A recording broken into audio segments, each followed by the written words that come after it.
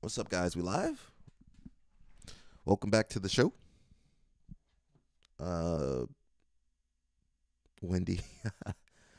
Thursday, Takedown Thursday. Shoot, I don't think we got no takedowns on Thursday, but that's the name of Thursday. What's up, guys? We back at it again. Make sure we're live. Yep, we are live. YouTube has not taken me down yet. We got a lot of stories. Hopefully in the future I can mix it up a little bit, but we're gonna stick with the drama and news. A little bit easier for me to cover, and I can do my little bit, do my 2 hours on here, and then jump out. So we'll just get started and let people jump in as they want to. We a little chill on this show. So we got Jalen, the future, Cobria's new son, the replacement for Kennedy. He's got his seminar tour. He needs to. If you guys have a school, go ahead and give this kid a seminar. Let him do a seminar with you. He that seminar tour looking a little sparse over here. That seminar tour is looking a little sparse. He just won the world championship, albeit in the smallest weight class, the rooster weight. But he says, I still have some availability on my seminar tour this summer. If you would like your academy to have me host a seminar, tag them in the comments section below or message me directly. Looking forward to sharing my experiences and knowledge with you all. So that just goes to show, even if you a world champion, you still got to get out here and sell yourself. Not no Diddy, but you got to sell your technique. I don't follow Jalen that closely. I don't know what techniques he's really good at. He's a good competitor, but it's important that you have some skills that set you apart, and you got to market those skills.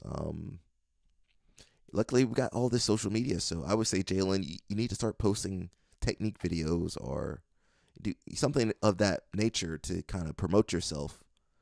The guys that do really well seminars, people like Lucas Lepre, Cobrinha, Craig kills the seminars.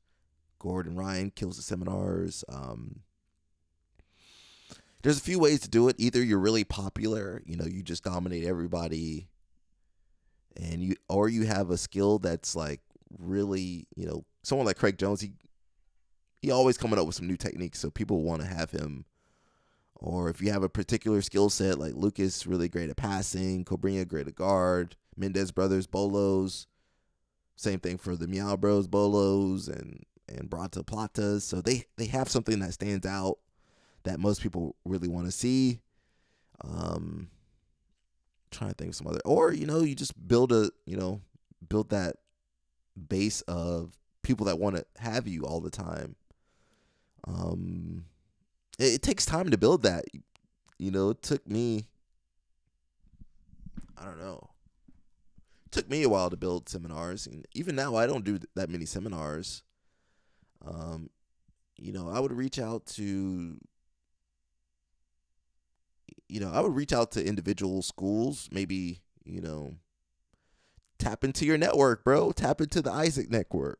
Tap into the Cobrinha network. Tap into the Kennedy network. Tap into, you gotta build relationships to get those seminars. It's not like people just give you seminars because you're good. And also realize America's kind of tough for seminars. I would go to Asia for seminars. I would go to Europe for seminars. I would go to those less served areas where there's not a lot of high level people. And during the summer, people aren't really training that much. They taking time off. You got to get on those camps, them summer camps. Those getaway camps. That's what he need to do. They be doing those in Europe all the time. Globetrotters and all those other camps out there, the Ibiza and wherever else. You got to get on that, bro, during the summer. So my advice to Jalen: build those relationships. Get in them DMs. Start producing some content. I don't know what kind of content he produces. Let's see. produce some instructional content so people know what to expect from you. So far, I don't see no instructionals. Yeah, I don't see no instructional there. But let's go look up John Thomas real fast. You know John Thomas. Even if you don't know John Thomas, who's this John Thomas guy? Who's this John Thomas guy? Look, you're gonna see some breakdowns. You're gonna see some techniques. You're gonna see him doing showing something. Oh, cool! I saw John Thomas doing that move. I want him to come to my school. Oh, he did. He's the one that did that breakdown. Oh, cool. So my advice to Jalen: start making that content, bro. Because until you super famous, you got to make content, just like the rest of us. Unfortunately.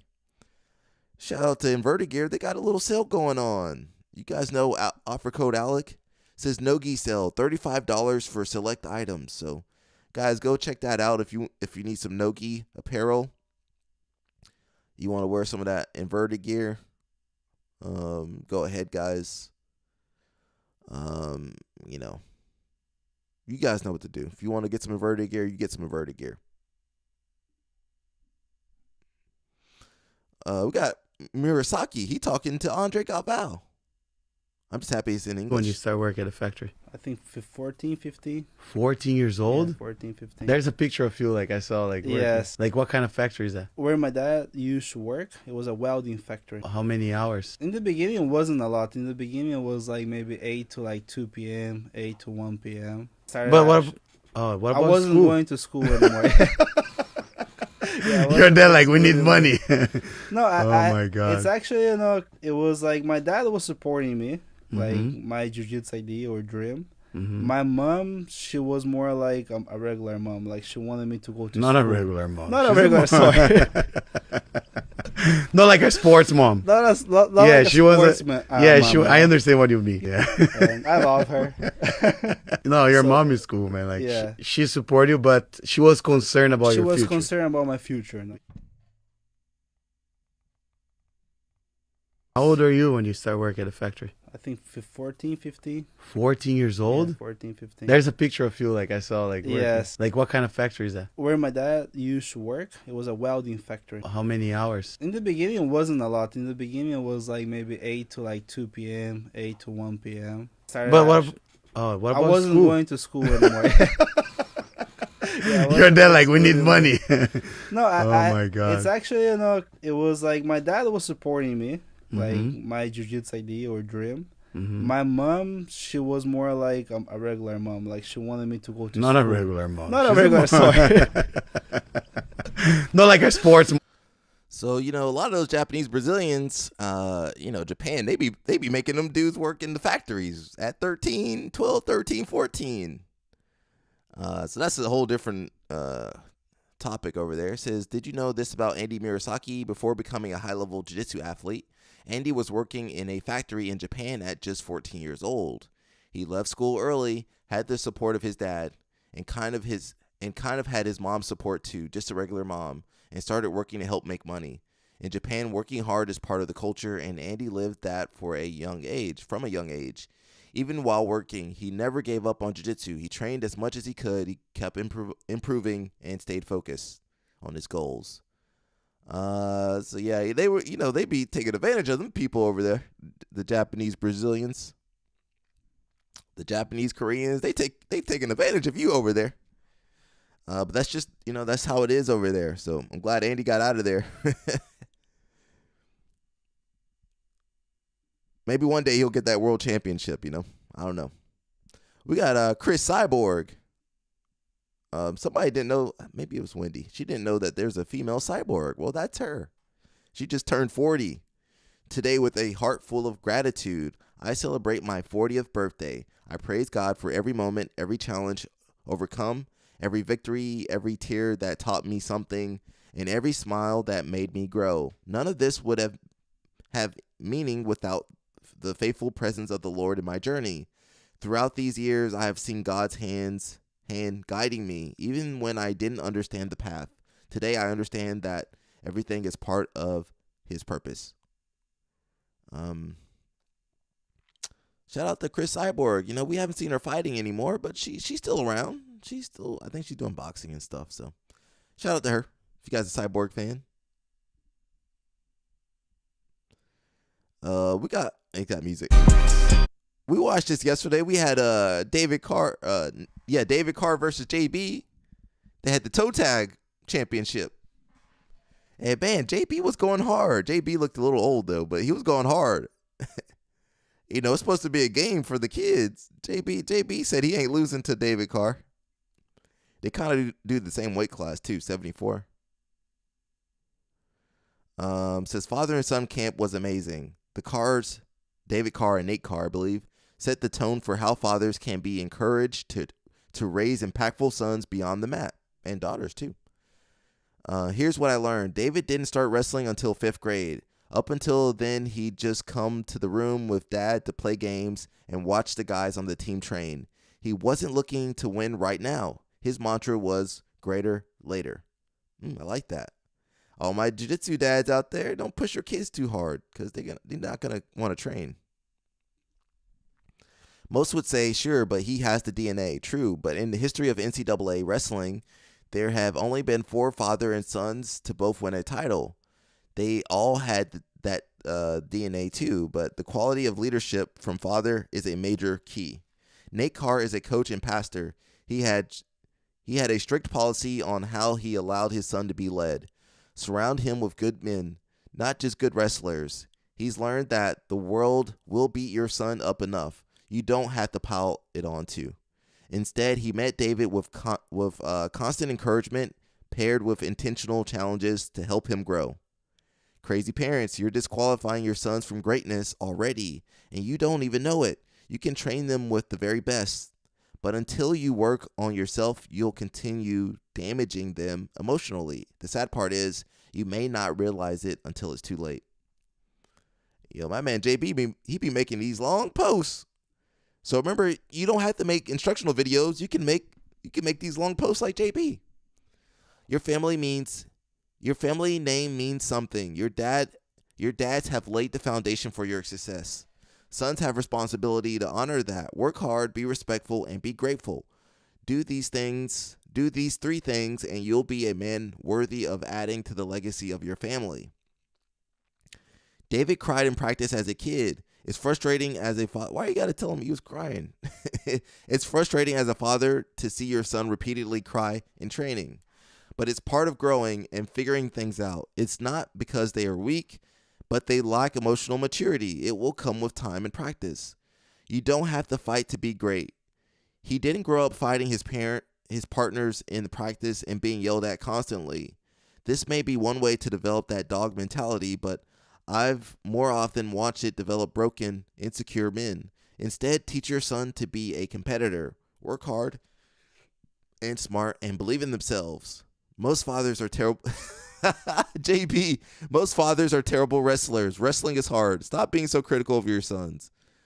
And I'm gonna add a number 8 for you, JB. Dads, go out there and wrestle with your sons. Stop sitting on them bleachers and go wrestle with your kids. That's my advice. Outside looking in. Shout out to JB. He always got a long post for me to read. We got VHTS. Very hard to submit.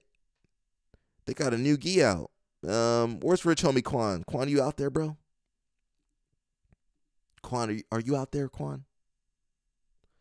This gi actually looks okay. You know, they really like the triangle shapes. I like the triangular.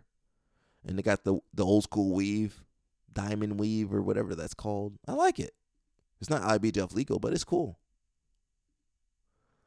Alrighty, little anime inspired. Very hard to submit. Cool. I like it. Someone said, what's the price for pre-order? I don't know. $200? $185 for white and $195 for black pre-order. So that's actually pretty cool gi. You guys know I'm sponsored by Inverted Gear, but that's a cool gi. You know, I can admire different gi. The pants look cool too. A little red and white. I like that. I like the colorway. I like the little accents on there. VHTS, yeah. Kind of like in the anime font. So yeah, check those guys out, man. That's not bad. They got the black too. All right, the black look good. I like the white though. Actually, the black and red. Ooh, that black and red looks cool. That black and red does look cool. Yeah, shoot. We got Kit Dell. What he's got to say? Is they try and put so much pressure on someone's. Can't play that music. It says try to put so much pressure on someone's guard. It says not about putting pressure on them. It's about tiring them out and not setting off their arms. What you want to make them volunteer to hold your weight, and if you do that, then slowly after 5 to 7 minutes, that's too long. I realized I wasn't getting tired, and then you're secretly putting more weight on their bar. I don't get what he's saying. I can't play it. He's got music, guys. You know our rules on here. No music, because I'll get copyright strike. We got Zada. Shout out to Zada. I was talking to him yesterday. He's got a no-gi seminar July 26th. That's coming up next week, I believe. I think there's like a Who's Number One or something coming out that day. UFC Fight Pass, UFC BJJ. They ain't market none of that stuff. It's gonna be at Circle Free Jiu-Jitsu. So if you guys are in New York, go check that out. Go check out Zata. If you guys don't know who Zata is, he really good competitor. He used to do a lot more back in the day with the juvenile division. Father is Fabio Clemente of Fabio Clemente Gym. One of the oldest New York gyms, jiu-jitsu gyms out there.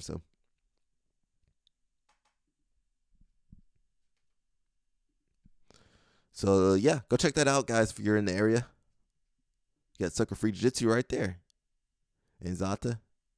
Was that New Jersey open? Kit Dell seminar too.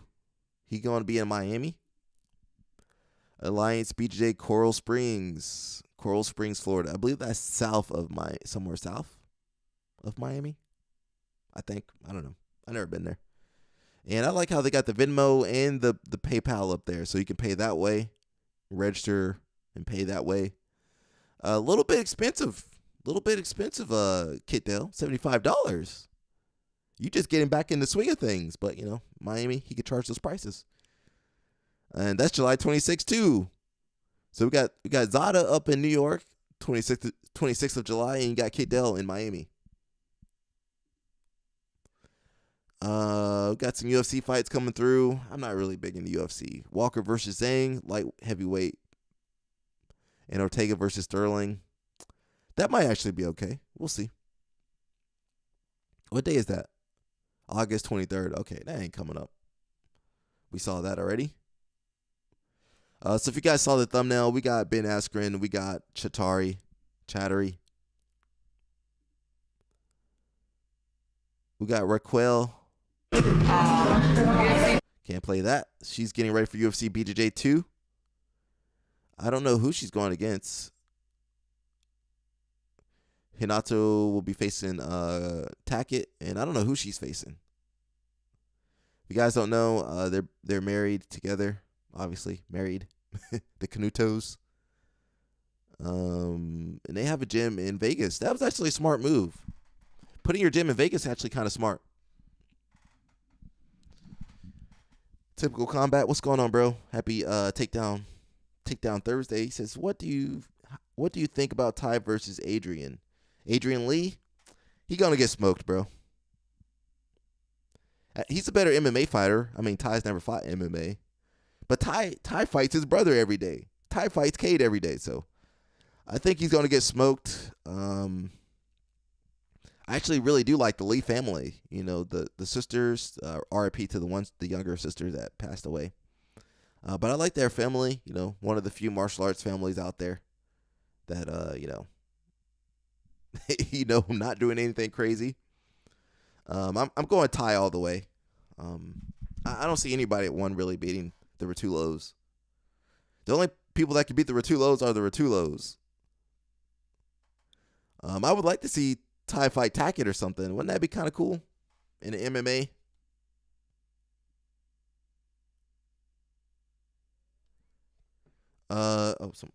Nelly just messaged me. I had to message him back. Nelly, if you're watching, I don't know how the surgery went. I think he's okay from what I heard from yesterday.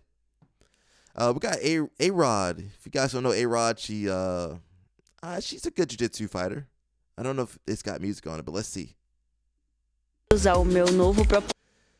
Can't play the music. She says, "Welcome to my new life purpose, organic house."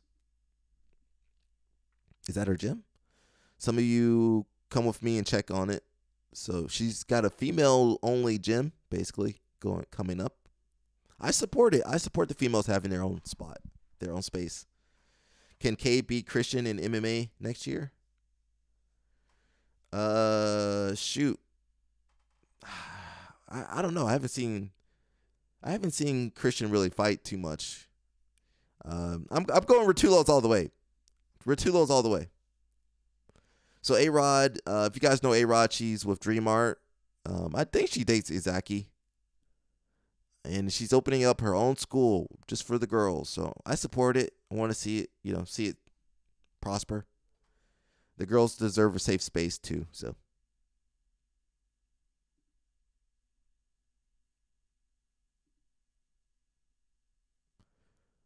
I'm not sure where in Brazil this is. Where in Brazil is this school? Is there a place called Brooklyn in Brazil? I don't know. This might be Sao Paulo or somewhere. Talking about girls in jiu-jitsu, we got Dominica. Artist, muralist, and 10-time BJJ world champion. I stopped competing partly due to injury, partly because I accomplished everything I set out to. I had 3 major surgeries by the time I turned 19, and I thought it was time to refocus my energy on my other passion, art. My biggest dream as a kid was to be a professional artist.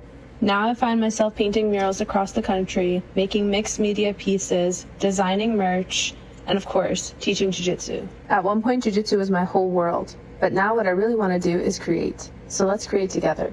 My name is Dominica Abelanite, and I'm a visual artist, muralist, and 10-time BJJ world champion. I stopped. So if you guys don't know Dominica, she says 10-time. I'm gonna count black belt. I believe she's definitely won absolute and a weight class. I believe twice. So I believe she's a 4-time black belt world champion. I could be wrong. But she's really great, really good spider guard. I would like to do a video on her. That would be kind of cool. I can see like the artwork kind of coming through, the colors. Let me see. Some artwork. Maybe find one of her paintings and put that as the background. She says, "If you've ever trained with me, you know how important BJJ has been to my career, health, and overall life. You should also know that being an artist and a creative has always been a priority in my life. Injuries and the rigor of being a professional athlete took a toll on my mental and physical health. And I realized one flow art that was always there for me through challenging times was my creative outlet. This is my new/old dream. And I'm giving it my all, just like I did on the comp mats all those years ago. Thank you to everyone who has been supportive of me in this journey so far. Every mural request, art commission, piece of merch purchase brings me closer and closer to my goals." So shout out to her, man. I support it, man. I support her and what she's doing. You guys got to have some creative outlets, man. Is that Vinla? She beat Vinla? Ooh, I like the tiger, the lion.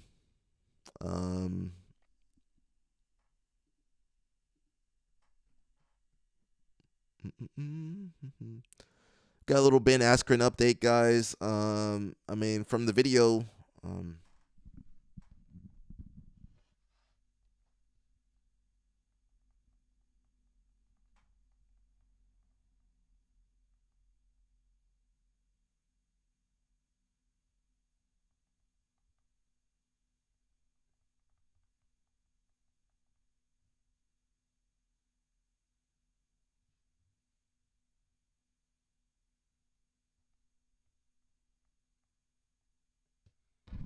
Nelson, if you're watching, I'm messaging him now. I'm not sure if he can message me back. So we got Ben Askren. It says Ben Askren gives first update since undergoing double lung transplant. So he lost a lot of weight in a couple weeks. So that shows you that his body was fighting for for fighting for his life. He's fighting for his life over there. Look how much weight he lost. And it was only been basically a month, maybe 5 weeks, 6 weeks. He lost all his muscle, all his mass. So his body was just trying to stay alive. So guys, be respectful. Have not given you an update in a while. Figured you deserve one. Whenever this is all the way over, I actually just read through my wife's journal because I don't remember anything from May 28th to July 2. No recollection. Zero idea. No idea what happened. We'll kind of go through it all, and I just read through my wife's journal. It's like a movie. It's ridiculous. So I only died 4 times, right? Where the ticker stopped for about 20 seconds. That's not ideal. I don't know if you guys know that. But I got the double lung transplant. I made it out to the other side of it, gaining quite a bit of strength. We're going to use everything again. I was actually on a scale yesterday, 147 pounds. I've been on 47 pounds. What's up, guys? Have not given you an update in a while. So he said he was 147. I'm not sure. Was he over 200 back, a couple weeks ago? 200. So probably lost 60 pounds. All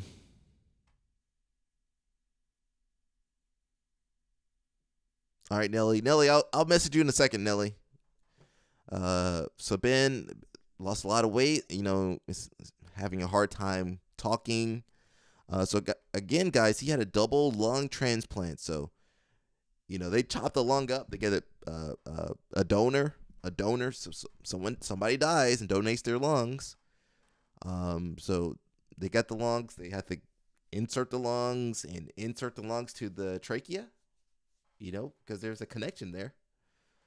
And then, they have to make sure the lungs, the body doesn't fight the lungs, so they have to suppress his immune system. You see, it's hard for him just to talk. He's got no strength. So this stuff is real, man. You guys think this stuff is a game? I know a lot of gyms, they don't take their cleanliness seriously. They think staff is funny. They think ringworm is funny. And meanwhile, they have a couple dudes, they be in the hospital, have stuff on their legs, stuff on their lungs. So I need you guys to take this stuff seriously. Make sure your coaches take this seriously. Anything you feel anything in your body, man, you better make sure you go to the doctor. Even if you ain't got insurance, whatever you got, go to that doctor, man. Says an update from Ben. This is Flow Wrestling. There's no community like the wrestling community. A reminder that you can help out Ben and his family at the link in bio. We got Galval. We got a lot of the jiu-jitsu people. So jiu-jitsu people really do follow the wrestling community.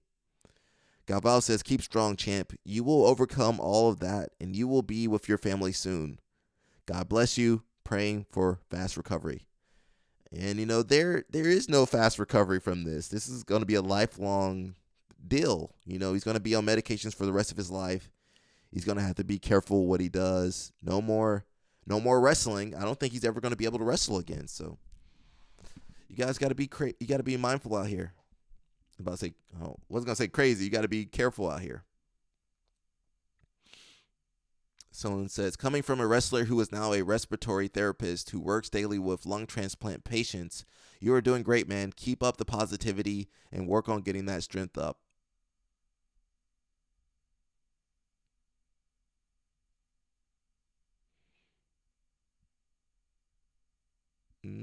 Okay, well, he had a good story. He said, oh,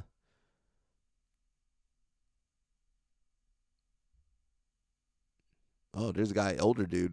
Most of the people that get lung transplant, they kind of old, they older. They probably were smoking too. Says, I'm a 5-year post-op on double lung transplant. I'll be 70 in September. That life expectancy after that double lung transplant, just be mindful, get that health insurance, get that life insurance.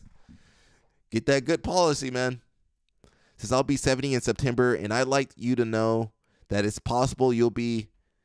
Oh, he said you'll be near normal one day. At least you'll feel like it. I hunt and fish with my grandchildren. That ain't using no cardio. That ain't no wrestling. Get out of here, old man. I hunt and I go fishing. You be sitting down while you do those things. But listen, I'm not saying those things are sanitary, but compared to wrestling, how's Ben Askren going to wrestle anymore when wrestling got one of the highest rates of infection and spreading communicable diseases out here? He says he goes to the gym and took his first archery lesson today. All right, old timer.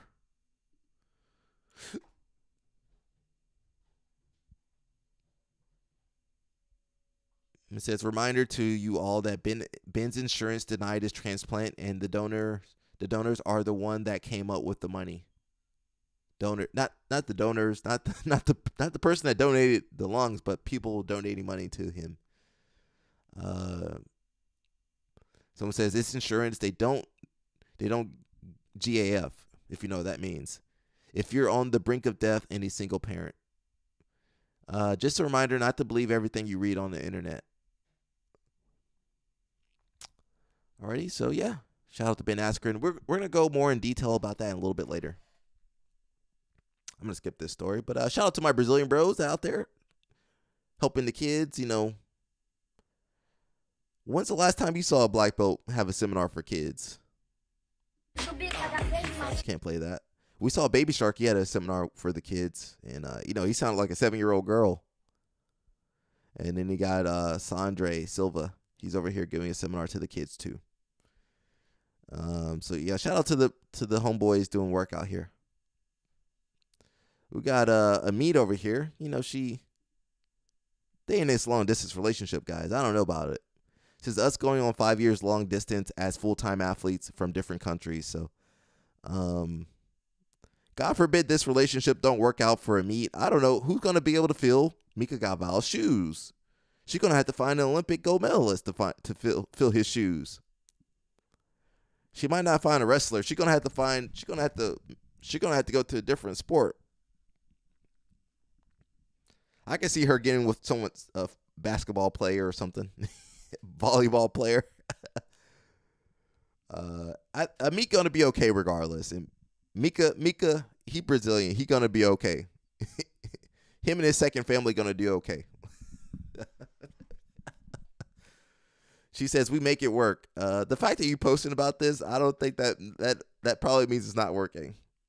Mika says, I love you, my queen. Mika be simping. I don't care if Mika can beat me up. He's still simping. He's simping over here. What's the odds that Mika has a secret family out there? Let me put that in the poll. I'm making a poll, guys. You guys fill the poll out as you want.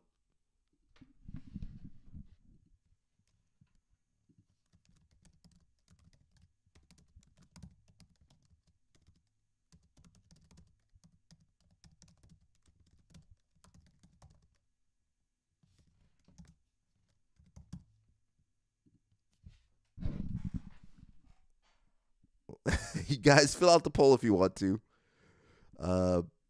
I'm rooting for them, but I'm realistic. I'm realistic. They both like 19, 20, long distance, different countries, professional sports athletes. Full time. Come on, man. Come on. Got another seminar coming up July 20th next week. Pato and Tallison. I'm trying to get Simway to go. I'm trying to get Evan to go out there. Ooh, cash only. They not claiming nothing on taxes over here. How are they traveling? How are they traveling with this much money? So we'll see. This thing might pack out then. We got a case of stolen valor. Tim Kennedy admits that he never earned a Bronze Star and regrets lying about the honor. So I got a chance to meet Tim Kennedy. He's a little crazy. He says that Kennedy joined the U.S. Army in 2004, graduated from the Ranger School, and was deployed to both Iraq and Afghanistan. So, why was he lying about the Bronze Star? Says this makes me wonder what else he lied about. You can't lie about stuff nowadays. People can find out what you did. Does he actually say it? He says he lied. He says, I implied directly or indirectly that I had been awarded the Bronze Star with valor. That is not true, and there is no excuse for it. I never received that honor, and I deeply regret ever suggesting otherwise. So, wow. Is that Terrence Crawford over there playing table tennis? Yeah. So it's more waist rotation. Yeah. Line the ball up and then twist.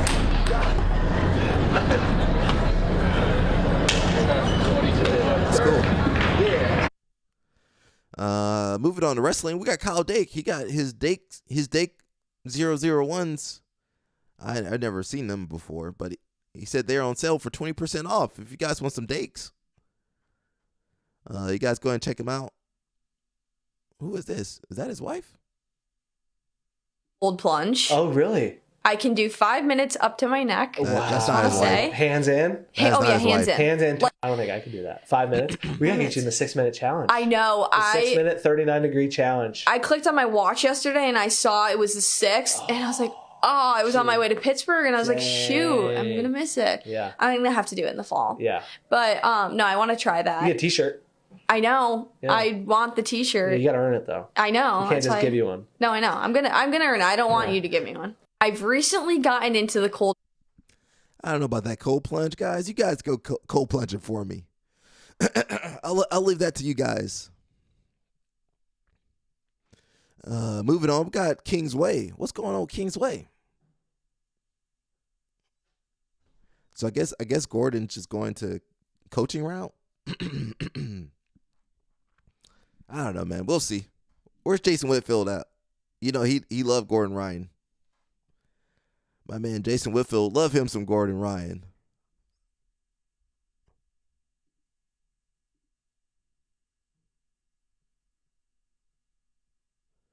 Dun, dun, dun. I haven't been to this BJJ hype. Can we check it out real fast? They got more drama than me. Guys, this channel didn't start off being about drama. It just turned into it.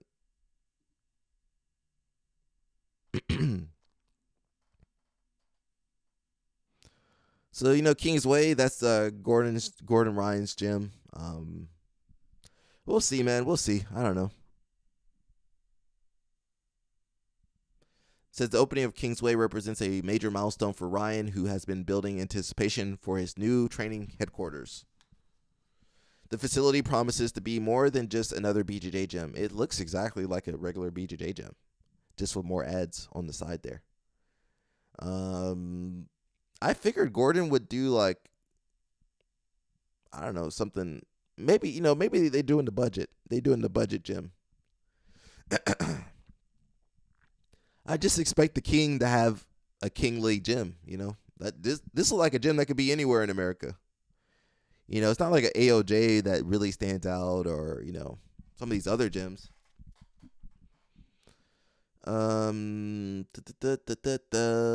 It's positioned as a destination for elite level training. Honestly, I mean, some people are going to go there. A lot of people probably going to avoid it. And instruction from the sport's most dominant competitor. Ryan documented the inaugural pro class on his YouTube channel, giving fans an inside look at the new facility and what students can expect from training at Kingsway.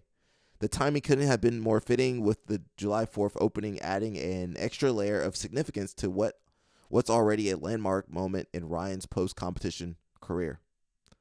I guess he's done. I don't know. He can do whatever he wants. And you better say it's really cool.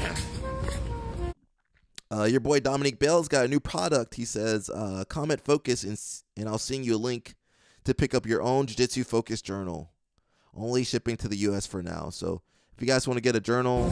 Okay, so I can't play the music. Got a little Jiu-Jitsu journal. It's got a lot of little modules.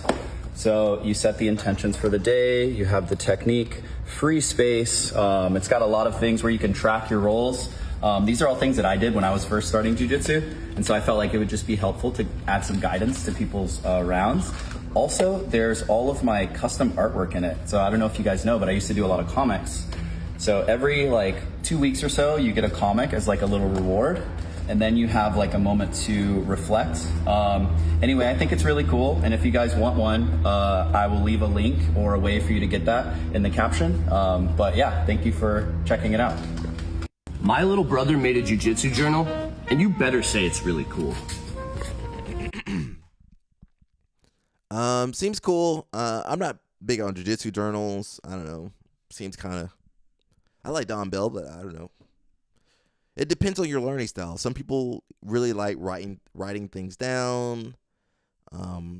It's kind of antiquated, but it's cool. So if you learn by writing things down, setting attention, and you want to write notes, go ahead and check that out, guys.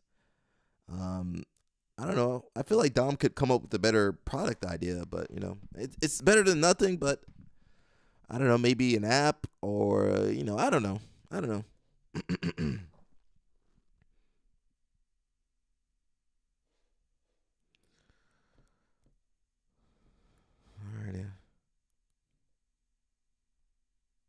Sorry guys, got a texting Nelly over here.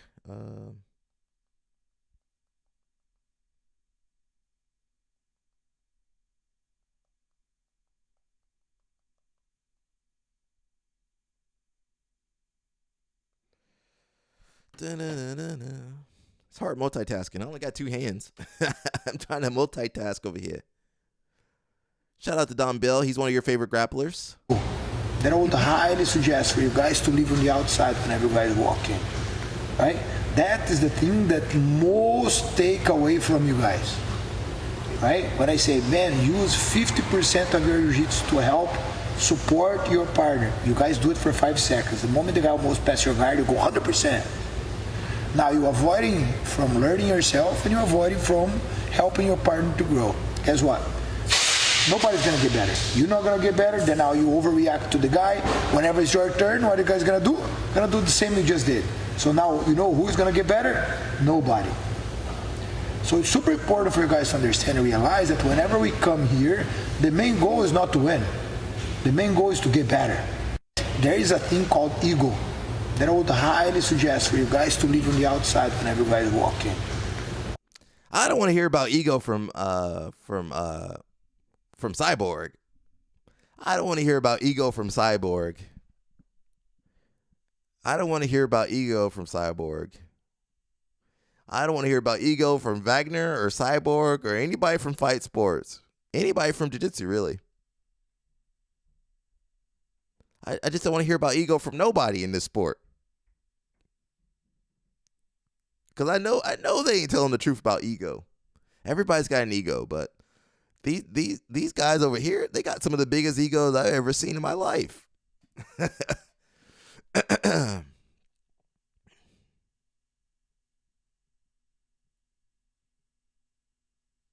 Hello. I shouldn't be looking at that. I'm sorry. I shouldn't be looking at that. It's on the channel though. Let me zoom back up. Oh God. But yeah, I don't want to hear about ego from Cyborg or Wagner. I don't want to hear about ego from these guys. Olympic gold medalist and former MMA fighter. Satoshi is an absolute monster. And can't play this. Satoshi Ishin. If you guys know, he's the big Japanese guy that trains at Kingsway with Gordon and those guys. He probably the most decorated person that Danaher ever been around. Olympic champion, MMA fighter. He done a lot in his life.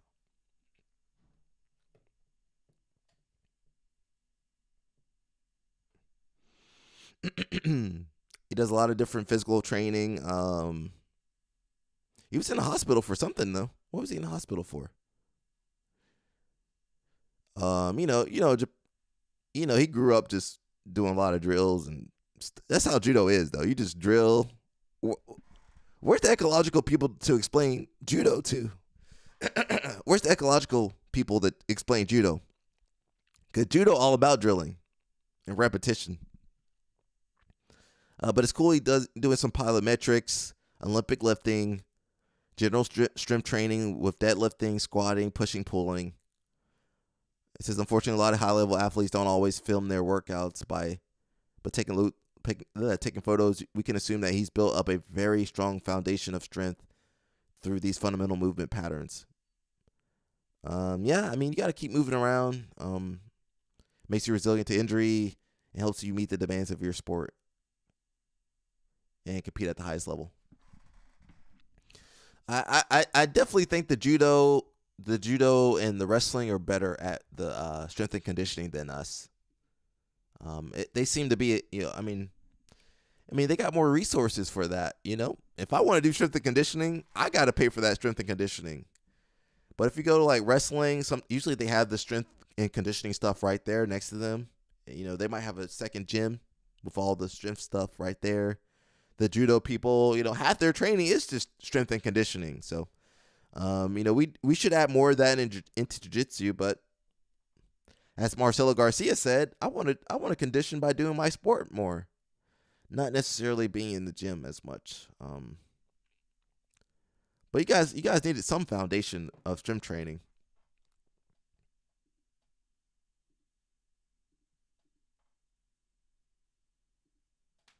Let's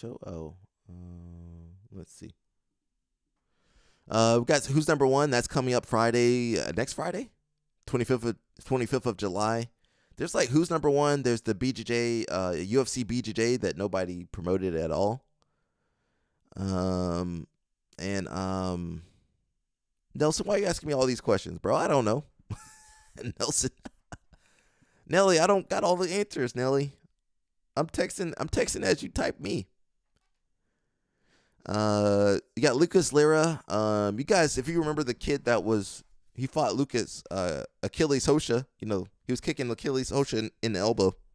He's got a match. I don't know who this guy is. Yada Marco. I don't know. It's going to be wild over there in Miami. So guys, be careful if you go into that Miami Who's Number One show. You might get jumped over there, or somebody might fall into you from the crowd or something. We got Craig Jones over here. He hanging out with Ariel Helwani. And look at oh wow, look at young Craig Jones over there. Craig was still going through puberty over there. I mean, Craig like 6'2", 6'3", 6'4". He wasn't that tall back then. That's an old picture right there. Helwani looks the same. No, he looked older. Craig looked older too. Craig had that flock of seagulls haircut. Craig, what was Craig doing back then? Australia's different over there. Crikey. Nutribolics, what is that? We got Volkanovski. How do you say his last name? Yeah, Volkanovski. He says he has 50-acre farm in Australia. Farms, $1 million-acre farm in Australia. What do you do with a $1 million-acre farm? I don't know. That's countries, man. Like honestly, well, I'm not lying when I say that. What's a price tag on a $1 million-acre farm? Because where they are, it's just like desert stuff. You know what I mean? Like, so I don't even think it would be. So like, when you bought they'll probably be cents to an acre. You know what I mean? Honestly, like like maybe $1 an acre. You probably reckon that's about right. I think it would be something like that. And when you bought your farm, was there a house on it already? Or did you have to bring power and all that stuff? No. So I am 50 acres. So I've got power, main power. So I'm off a natural spring. So we're getting my water from a natural spring, which is cool. We've got a system where I always got water from a natural spring.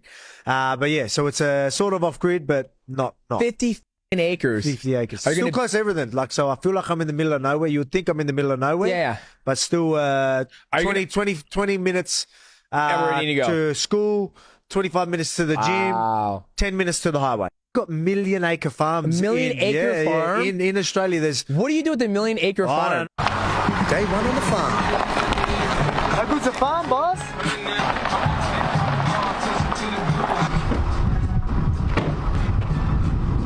no reception. Your phone away, mate. We got work to do. Of course, there's no reception. So I've got to out there. feed this bloody chicken, but I ain't getting in there. There's chicken and everything. You won't see me in the cage ever. Hey, bastard. Try and feed some of the cows. Oh, my Louis, man. 1 week living on the farm. I'm telling you, I'm getting used to this. Look at this, mate. Full getting used to the farm, and Mate, there's everywhere. I ain't cleaning that. Check out all the firewood, mate. Ready for winter. In Australia? How long will that take you to chop? I don't do that. Come to the house. Day 1 on the farm. 2 weeks living on the farm, mate. Here he is. What have you been doing? I've been trying to ring you for 2 weeks. Oh, mate, no phones out here. Get away. I've got work to do anyway. So I don't know what's wrong with the chicken. She didn't lay an egg yesterday. Go see what's up. Ah. That's the problem right there, mate. Yeah, she's a bit constipated. She all right. Tell you what, though, sometimes, you got to, wrestle the cows over there. Show them who's boss. Need a bit of protein before that, though. Call this the farmer's protein shake. You know what I mean, crack? Guys, don't ingest raw eggs. Hey, they're off. Don't ingest raw eggs. Mate, getting used to these cows now, mate. Good friends of mine, eh? But hey, keep you busy. Sometimes you just got to put them in, hey, settle down, love, just playing, Got to put them in a headlock, let them know what's going on. Calm down, love, fuck. 2 weeks living on the farm, mate.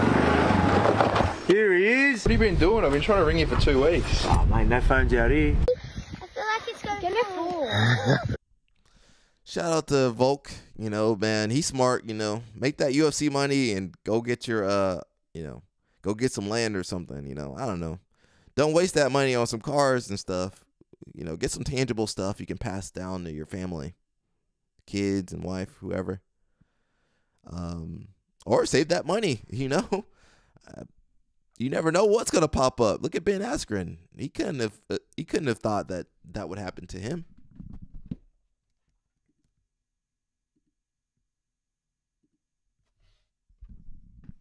We got King's Kimono. They're opening their first ever King's flagship store, and you're invited to check it out. Soft opening now live. This is in San Diego, by the way, and they're kicking it off with an exclusive 20% off in store all July. And come try on your favorite gear, explore the full apparel collection, and connect with the jiu-jitsu community right here in San Diego. So I'm hoping that rent not too expensive. King's Kimono. Don't spend too much in that rent.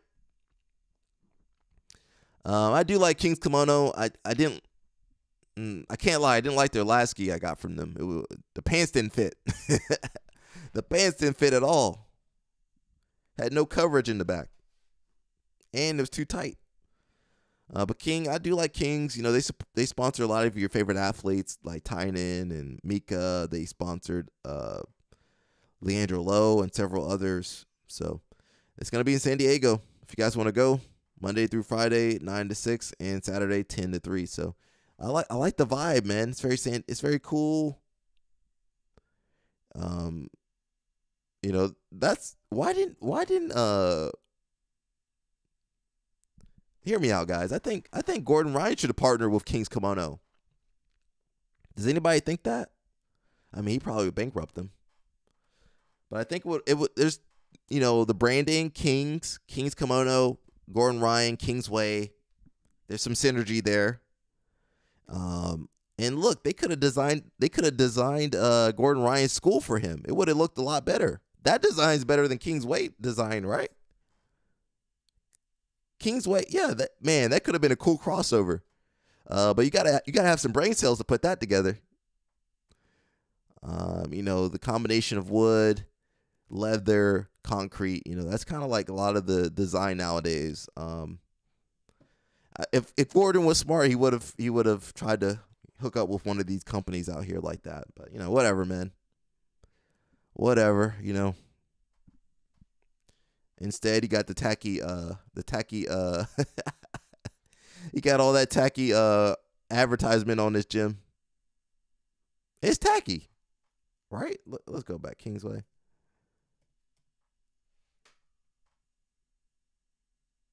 It's tacky, bro. Come at me, bro, if you think that ain't tacky.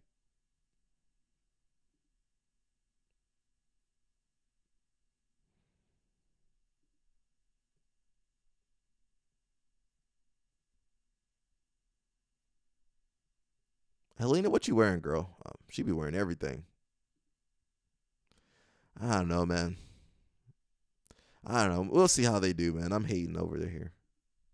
I'm hating over here. I need a lemon. Here's a little post. It's not jiu-jitsu related, but it's about branding. Emerging public figures don't fail because they lack talent. They fail because they misposition their product. Welcome back to my series, Talent Isn't Enough. And today we're going to take a little bit of a detour and look at the dangers of mispositioning in the market. So this is important. Your brand says great product, wrong brand. Ain't this a lot of stuff? Sometimes it's bad product, great brand. Let's jump right in. First up, we have Wale. Wale is my prime example for misunderstanding your product. Wale is an ingenious poet. His real product isn't necessarily bars, it's emotion and wordplay wrapped in vulnerability. But because he framed himself as a rapper, he competed in a game that doesn't value softness. He kept trying to be seen as top 5 when his actual lane was kind of 101. The product was never wrong, but the positioning was, which invoked insecurity in him and thus created a gap between him and the audience. Next up, we have Noah Lyles. Noah Lyles is a prime example of a go-to-market misfire. Noah Lyles might be the fastest man in the world right now, but speed doesn't sell if the audience isn't with you yet. Ultra confident, media forward, full of bravado, but the timing was off. If he would have swept at the Olympics, the world might have welcomed his attitude as swagger, but instead they called him arrogant because without the credibility of dominance, the confidence looks like ego and not identity. He has the talent, but the brand sequencing wasn't right. And then there's Angel Reese. I saved her for last because there's so much opportunity on the table, and I hope she and her team see this. I feel for her because what's happening to her is what happens in the real world. A powerful, confident Black woman shows up fully in her skin, and suddenly she's aggressive, too much, needs to be humbled. The product isn't broken, but this kind of product demands maniacal-like brand management and narrative precision, not to dilute who she is, but to protect it. Now, if I were leading her team, I would not greenlight any partnership appearance or commercial that doesn't show her character, her womanhood, her dignity, her humanity, because the more we see that, the more people stop reacting to what she represents and start respecting who she really is. Because right now, when I see all of her stuff, it's mainly about the products that she's selling and endorsed by. And that is all transactional. And what lasts is character and humanity, showing us the woman behind the athlete. She needs character building. That's what creates insulation from criticism and a brand that's rooted in purpose, values, and something deeper than her performance. Something that shows us she's not just a competitive baller, she's a woman with soul who just happens to hoop very well. Wale, Noah, Angel, when you misidentify the product or missequence the strategy or miss the chance to tell the full story, you leave a lot of power on the table. Brand isn't just how you show up, it's the story people tell about you when you're not in the room. Make sure it's the right one. Most emerging public figures don't fail because brand is a story they tell about you when you're not in the room. That is pretty powerful. So I'm thinking a lot of these athletes, I don't think I'm at that level. I probably will never need that. But I think, if you're a Gordon level, maybe Craig, they should have people on their team helping them with their brand. I'm sure Craig has people helping him. I mean, you can't do CGI by yourself. But someone like Gordon, they need some help with the brand management. Mikey for sure need a brand manager. All right, Mikey, take that post down, Mikey. You need somebody to give him some sense that he lacks. So if you got all that money, you got all them checks from Chattery and Daddy Dana, you need to hire a professional team, Mikey. Hire some branding. Hire some PR or something, man. There is a space. We covered one girl. She's doing more management. Rafferty. I meant to look into her. Sarah Rafferty. She does representation for athletes.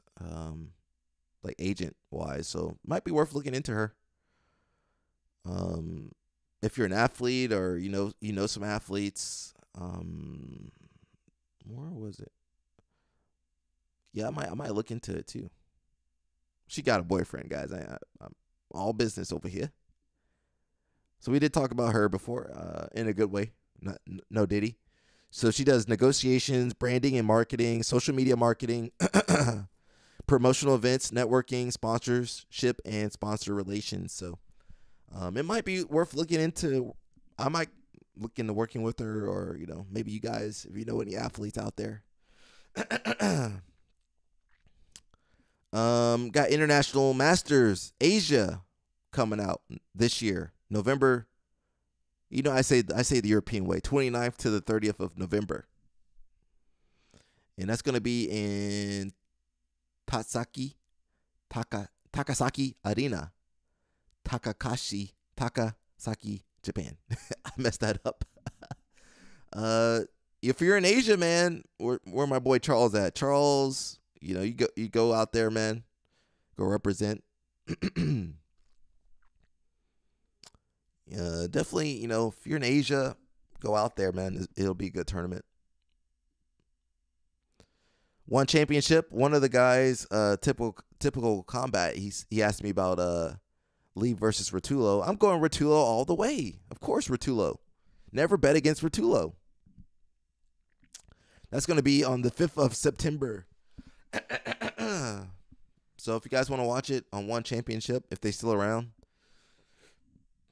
guys, go ahead. If you clicked on the YouTube video, we talked about Chaudhary a little bit, so he under some hot water too.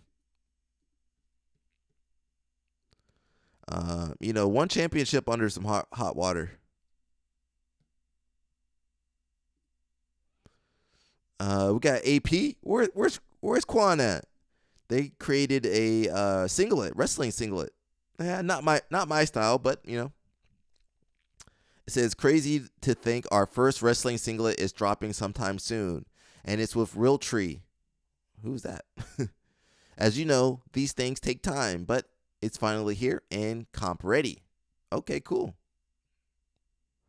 So we're seeing a lot of crossover between the wrestlers. We watched Ryan Hall.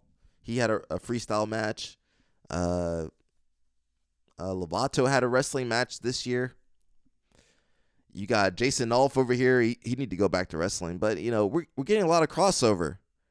The only sport nobody crossing over on is judo. Actually, that's not true. Tim Spriggs over there doing some judo too. Maybe he's going for the Olympic team.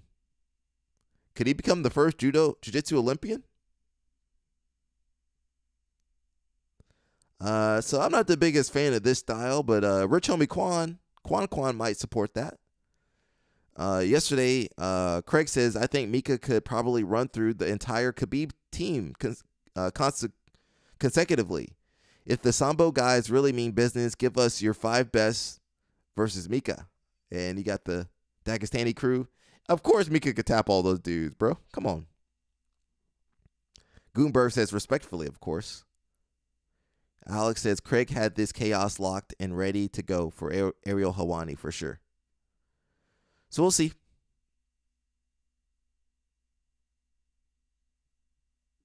Shoot. We hit 1 hour mark, guys. My voice be going. It says, Craig Jones confirms there will be no CJI versus ADCC clash in 2026.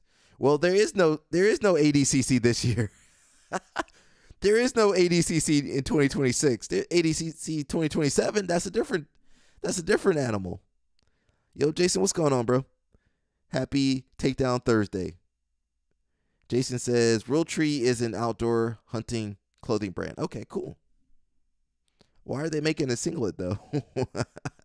Why did they do a collab with Realtree for a wrestling singlet? And why is AP creating a wrestling singlet? I got too many questions.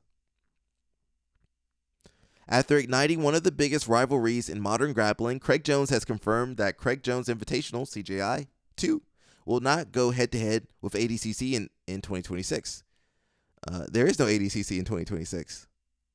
With over $1 million in prize money on the table, CJI challenged the established Nogi hierarchy and drew global attention for doing so. But heading into CJI 2 and beyond, that scheduling approach is now being replaced by something more collaborative.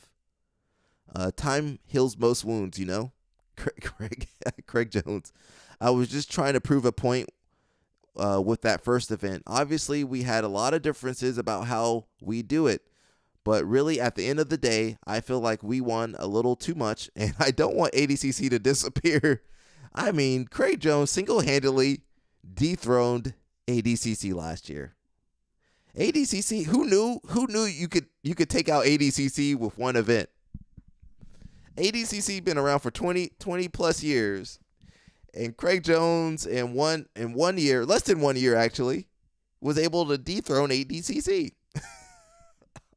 That's wild. So I hope they learned their lesson not to mess with Mr. Craig Jones. Jones acknowledged that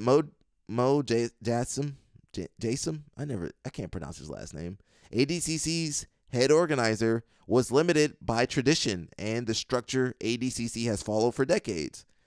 I mean, that ain't a good excuse. But emphasized he never wanted to erase the legacy event. Instead, Jones is now focused on cooperation. Looking ahead to 2026, when ADCC returns, he wants to give athletes the chance to compete in both shows. That's like the legacy event of our sport. We can coexist together. Athletes can participate in both. I wouldn't want to rob the athletes of the ability to be able to do both. So, at least Craig, Craig will change his mind, and he's not gonna burn all his bridges, unlike Mr. Musumeci sometimes.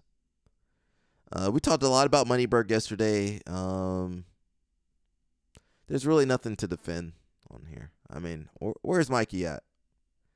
Mikey, you need a brand. Mikey, go over to this girl, Sarah Rafferty, right over here, and you need to sign up for her, bro. You need to sign up for her.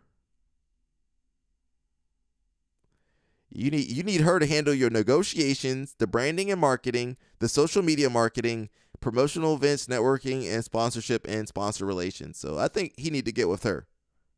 No Diddy. But professionally, he needs to link up.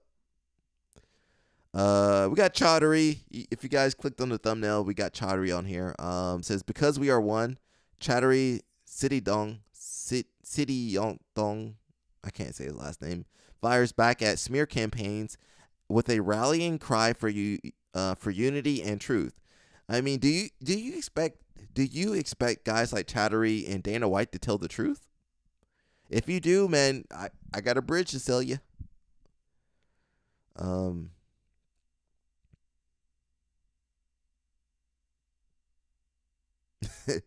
Thinking about Moneyberg kind of reminded me when JT Torres gave Mo a black belt. All these guys have been selling black belts. Do you guys remember that? Does anybody remember when JT Torres gave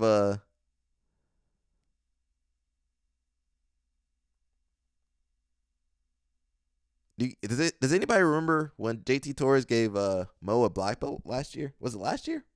Or 2 years ago? 3 years ago?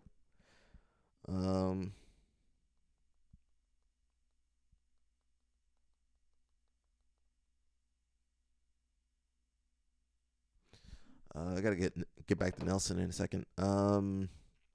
Says full statement.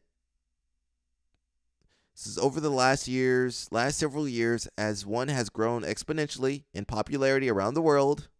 All right, Mr. Chaudhary. It has become a target of increasingly sophisticated online and PR attacks by malicious parties. The goal of these attacks is to spread false narratives and point a distorted picture of one through misleading and or outright untrue information. And Chaudhary, come on, bro. You know it's true. Allegedly, in 2025 alone, we have seen everything from AI-generated deepfake videos of me to thousands of fake troll accounts to discredit one on social media and forums to articles filled with misinformation. Guys, I ain't reading all this. Let me scroll down. Some athletes are completely justified in their concerns, and we always try to collaborate and resolve those situations behind the scenes. But in other cases, the complaints are not always grounded. Some athletes might feel they deserve a title shot or a different opponent. Others might be struggling with a string of losses and looking for someone to blame. Someone might believe they deserve more money. Chattery said he ain't giving you guys no more money. No one is necessarily right or wrong in these situations, as it is just a reflection of different perspectives. Financially, it takes a lot to build a global sports property. For many years, we were running extremely high costs with very limited revenue. Because we were investing in our global brand, building a global content engine to serve broadcasters and platforms in 195 countries, recruiting superstar athletes from around the world, growing our fan base on every corner of the globe, throwing big, costly events to light up our ecosystem, yada, yada, yada. Jesus Christ. He's not saying nothing. What did he say? He didn't say anything. We're gonna go to the Reddit post on this one, guys. Don't worry. We'll get to that in a second. It says Flo saying there seems to be some beef between Bo and David Taylor, Bo Nickel and David Taylor. Of course, there's some drama.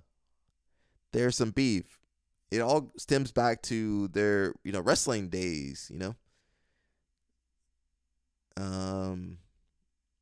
I think the beef is that David Taylor didn't tell Bo that he was injured one year, and Bo went up a weight class. So it happens, bro. We got some other bad news. I'm sorry, guys. I'd rather we have nothing but great news out here, but some bad news. We have UFC Hall of Famer Randy Couture airlifted to Burn Center with a serious injury after crash. So, we got Ben Askren over here making a recovery, but, Randy Couture in accident here. Says, glad to hear his prognosis is good, but will certainly be a horrible time recovering from burns. Wish him all the best. So that's on TMZ. We're actually going to click on that.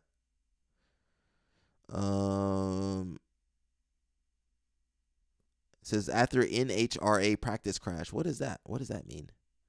UFC legend Randy Couture was airlifted to a burn center with serious injuries after crashing during practice runs at a racetrack in Kansas City. Oh, no. Couture, who was slated to make his National Hot Rod Association, oh, that's what that stands for, NHRA Association Racing debut this year, was involved in an accident during preparation on Tuesday, resulting in first and second degree burns, trauma injuries, and smoke inhalation. So the 62-year-old, why was a 62-year-old out there racing hot rods? My man, he saw F1 the movie. Randy Couture saw F1. He saw, man, if Brad Pitt can race, I can race too. The 62-year-old fighter, what is he doing out there? Actor and Army vet completely wrecked the car he was driving at the time of the incident. Although it's unclear what caused it, he was rushed to a nearby burn center for treatment, where he remains at this time. So, luckily, we're told he is expected to recover. Couture, a UFC Hall of Famer, has been practicing in the pro stock division for his upcoming race campaign. Just months ago, Skag Racing, that's a cool name, announced a pro mod program in NHRA, National Hot Rod Association, with Couture going through the licensing process in order to compete sometime in 2025. So, why was he racing this car, bro? Couture was stoked about the venture at the time, saying, "This is a new way to tickle that competitive spirit that I've had most of my life. A new place for me to get competitive and make a mark in racing. I'll bring all the things I developed as a wrestler and martial artist into this realm and see what we can do. I have no idea what it's going to go or how it's going to go, but I'm excited about the opportunities." He was too old to be out there. Way too old to be out there. Can I click on the video?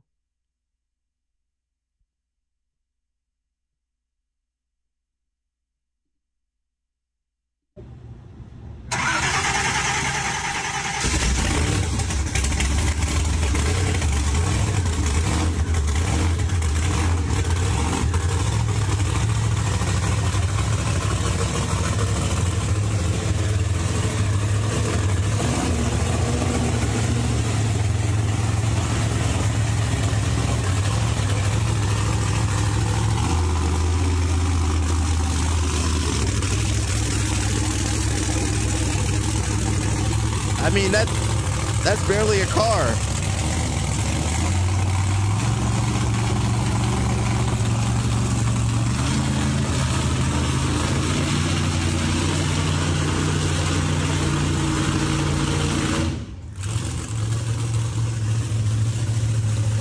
I mean, that's barely a car. You know, they ain't got no flame retardant outfit on. And you see the canisters right there next to him. I mean, that's why that 62-year-old man out there like that.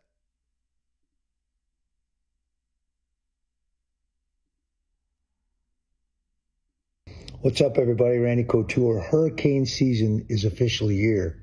Be prepared before the storm. Don't wait until the storm's on the radar to take action. Once the panic hits, the store shelves go empty fast. Preparedness is not just for some of us, it's for all of us. Wise offers long-term emergency food survival backpacks, water filtration, generators, and everything you need to be ready in an emergency. And use my code RANDY10 for 10% off site-wide. Stay safe and stay ready. Y'all be well. What's up, everybody? Randy Couture. Hurricane season is officially here. Be prepared before the storm. Don't. Okay. Yeah, he was ready to do this July 1st. When did this happen?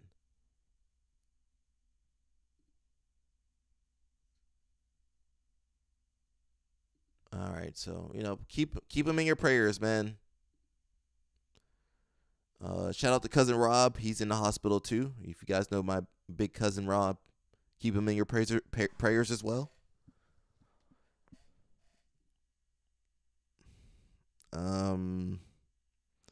Someone said, I'm literally just getting over second-degree burns on 90% of my body. Pretty much recovered 4 days ago. Took about 6 months. Wouldn't wish it on my worst enemies. I think once you hit second-degree burns, you burn off the pores, the hairs, everything. I'm glad he's okay, but putting a 62-year-old with no experience in a pro mod car seems like a terrible idea. Says, you can see the dudes that actually know racing in this thread. I never heard of him bracket racing more, much less running anything real fast. You'd think you'd hear about Randy Couture's old NHRA pro stock he was running top comp with. Instead, it sounds like he wanted to jump into the moderately deep end, not nitro car deep, but deep enough, and yikes. Guys, get some training. Don't just jump in there. Don't just jump in there thinking you can just do whatever. Racing is dangerous.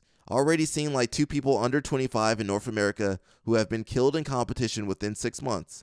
I'll fight any day of the week, but man, jumping into a race car is a different beast. Especially starting at 62 with no previous experience. Says Frankie Muniz has some pretty bad brain problems due to his racing career. Who is that? Malcolm in the Middle guy? The guy can't remember his time on Malcolm in the Middle. That's how bad it is. Fighting is like being in a car accident. I didn't know that. I don't know if that was true. Oh, so that Frankie Muniz does race. Racing is fun. That's why people do it. He was going about it the right way on a track, not down city streets. No, E62. Some things you got to stop doing at 62. All right, guys, you just got to stop.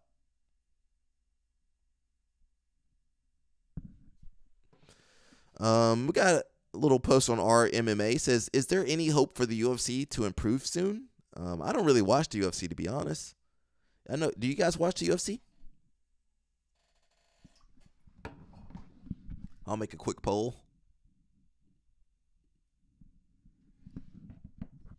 Let's see.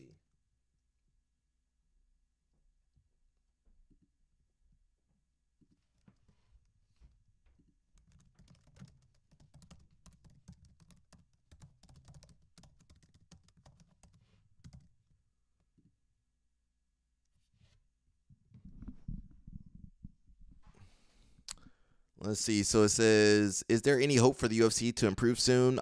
So I'm sure everyone has seen the influx of UFC is dead sentiment on social media and even on Reddit. I was just wondering if you think there is a chance things will improve.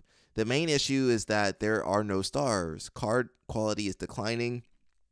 Live events are bad and boring fights. I mean, they don't pay nobody. Regarding the lack of stars, they could probably build them if they got better media to ask questions. I mean, they got Nina Maria on there.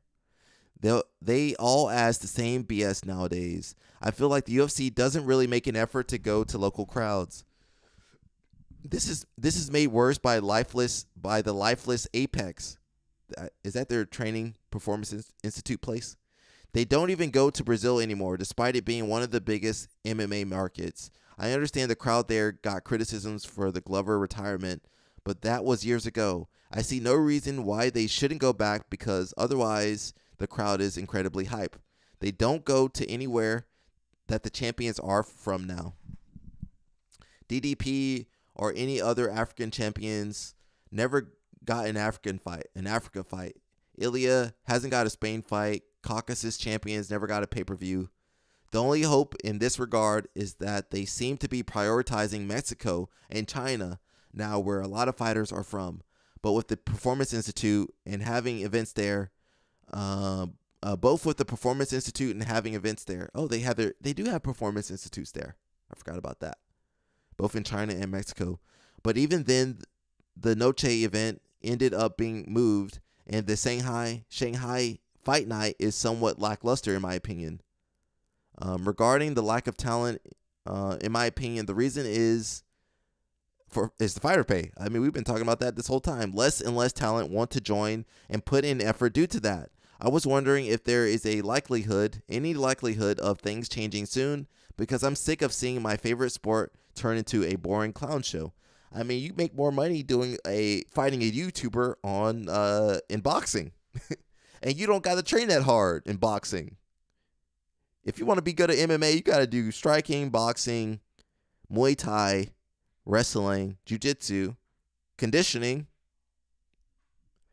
or just do boxing, and you good to go. You make more money boxing or YouTuber.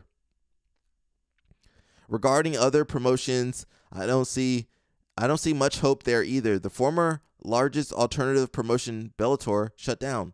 One is probably the best one, but they focus more on Muay Thai and less on MMA.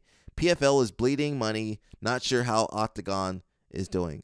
Most viewers at home don't even buy events anymore and pirate them, so maybe the new TV rights deal will fix things. The UFC is just not special anymore. You know, back in the day, you could they would hype up the fights, and you had great fighters on there. But now it's so oversaturated, I don't care who's on there no more. And there's still a little bit of drama, but you guys keep up with the drama for me. Someone says no because they're all about they're about to get a $1 billion a year, even though their product has declined in quality. What motivation do they have to better their product when they're more than doubling their streaming deal, also getting paid obscene site fees by everyone? At this point, I genuinely have no idea where all that money comes from. Like half of the events they throw are Apex events with no gate, and almost everyone pirates the fights now. I don't even watch the fights. They get money from streaming deal rights and site fees from governments. They don't make anything from selling tickets to fans to attend events. In fact, it's probably a loss. Like McDonald's, making money from being the biggest landlord in the world instead of selling burgers. Look at the movie The Founder on Netflix. Someone says, seems like the best solution is to try to and get more people to pirate, although already feels like 90% of fans already do. It's oil-rich nations paying them huge fees to hold events there, hence them going to Abu Dhabi, Saudi Arabia, and Qatar. The Apex helps with cost cutting too, since ESPN is paying them up front, provided they hold a set number of events, they can scrimp a card quality. Why pay logistics and cost to hold an obligated event in, say, Phoenix, when you can do it in your own personal warehouse? Yeah, the UFC's been on a downtrend, but you guys still follow them. I also think they see the real star power in McGregor and Ronda Rousey and such is a bygone era. Many of their big names are getting old and little fresh talent to replace it, especially for North American audiences. Pay-per-view is a dated model, and even boxing needs to change its outlook gradually. Both sports turn to the Middle East sports washing project to survive and evolve. MMA has diminished as a cultural phenomenon compared to the rise in 2016 and 2018. They had better fighters back then too. Even if they invest more into the likes of Pereira and those around, they don't see it paying enough dividends in their analytics. Yeah, it's all a business at this time. So, you know what? That business can die off too, you know.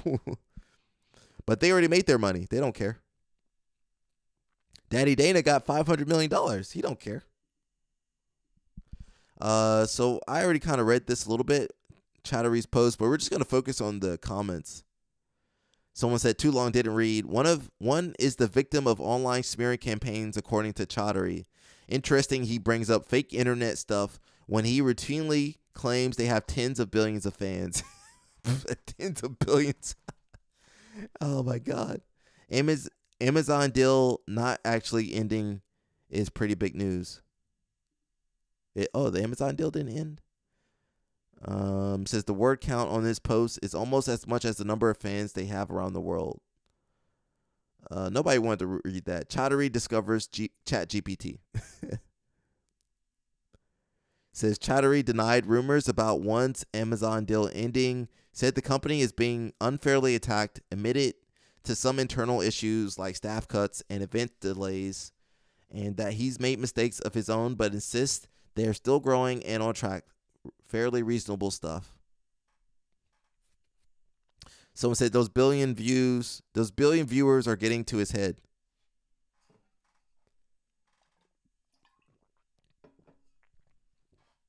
I don't believe nothing Chattery says, guys. I'm sorry.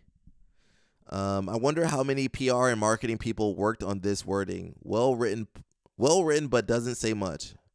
I read like a paragraph and I figured that out.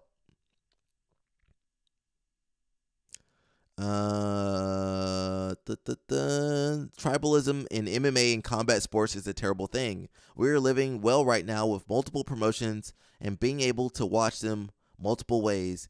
Every promotion not named UFC gets attacked. UFC get attacked too. And what's the point? Do we really want UFC to be the only promotion that we can watch? We're not watching that either.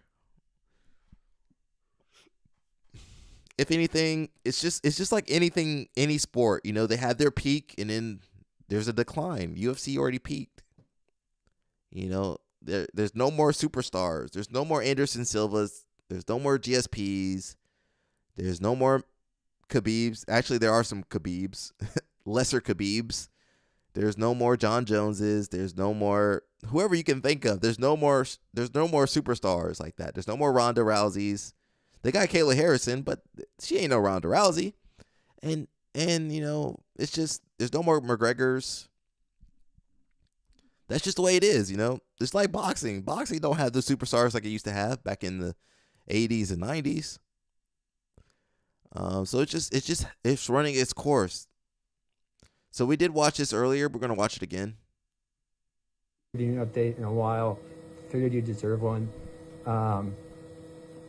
Whenever this is all the way over, I actually just read through my wife's journal because I don't remember anything from May 28th to July 2. No recollection. Zero idea. No idea what happened. We'll kind of go through it all, and I just read through my wife's journal. It's like a movie. It's ridiculous. So I only died 4 times, right, where the ticker stopped for about 20 seconds. That's not ideal. I don't know if you guys know that. But I got the double lung transplant. I made it out to the other side of it, gaining quite a bit of strength. We're going to use everything again. I was actually on a scale yesterday, 147 pounds. I've been on 47 pounds since 15 years old. So I was like 50 pounds in a 45-day period. So, man, that was That was a battle. Luckily, I don't remember most of it. And, the thing that was most impactful to me was all the love I felt from everybody. And it was almost like I got to have my own funeral, right? I still remember 30 years ago when Dave Schultz died, and you listen to all these older people, recollect how much they enjoyed him, how much they loved him. And, obviously he never had to hear that. I'm sure some people will him. But, so man, the outpouring of love from the wrestling community was just amazing. It felt so good. And so, I'm more motivated than ever to keep give back and do what I can and help out the best I can help out. I love you guys. I appreciate you guys. It's been tough, not only on me, but my whole family and my close community. So I appreciate everything. Hope you guys appreciate the update. And like I said, sometime down the road, maybe Amy and I can detail everything a little more.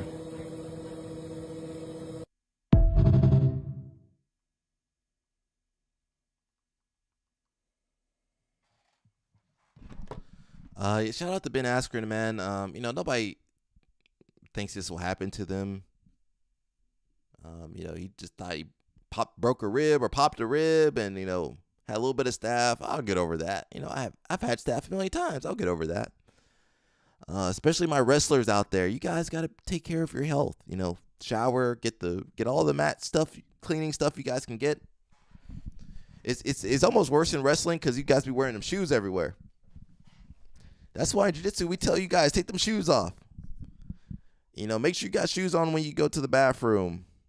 Wrestlers, they be wearing them shoes outside in the bathroom, jumping in the mud, and then they go to the mat, and then they don't clean the mat. So, take all this stuff seriously, guys. Take it all seriously. That was actually posted by the UFC. Did the UFC give him any money though? Or UFC? I don't know if that was the UFC that posted that or. Did Dana White ever give Ben Askren any money? What a soldier. First word to come out of my mouth, poor man Ben. This was heartbreaking. Get well soon, my man. Hey, seeing another being in that state, wish him a speedy recovery. I'm just happy he seems to be fully mentally with it still. With the tank of sepsis and him flatlining a couple times, that's scary. It would be awful to see him suffer some brain damage and lose part of his personality. He at least sounds like he's just like the same Ben Askren, talking about being motivated and wanting to give back, etc. Even cracking a couple jokes in there. Died 4 times, got so much stuff to deal with. What a warrior. Thinks we deserve an update. I'm going to share the tear and say a prayer for you, Ben. He looks great, not like the UFC fighter we know, but great for a man that was on death's door a couple of weeks ago. He's coherent, alert, and doing well for a man just starting his recovery from a double lung transplant. I look forward to seeing him get back on his feet and get back to being the smart ass that we all enjoy.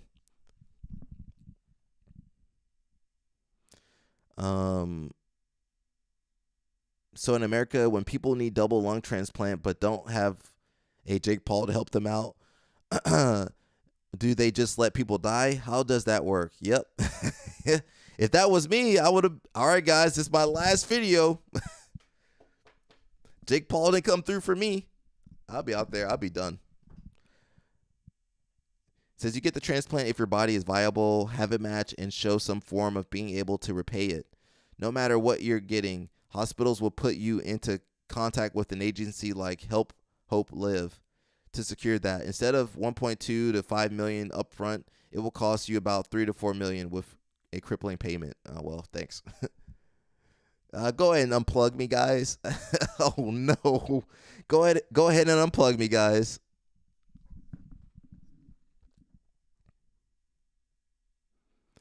Hopefully, Daddy Dana White, he wastes $5 million at the casino every week. Maybe he could give a little bit of money to help out. Maybe not though. This is America, man. Don't expect nobody to help you. They might celebrate your death. I won't say that. It says, and every infection or cold season could be life or death. Immunosuppressants are not fun and are around $2,500 a month in the USA per Google. Why the heck is life-saving medication $2,500 a month? What the heck? So you pay millions of dollars for the surgery. The immunosuppressants $2,500 a month. Whatever else you got to take, you probably need equipment, oxygen tank, physical therapy. This is crazy. You probably need $10 million just to. And you know, Ben Askren didn't make $10 million in his whole MMA career.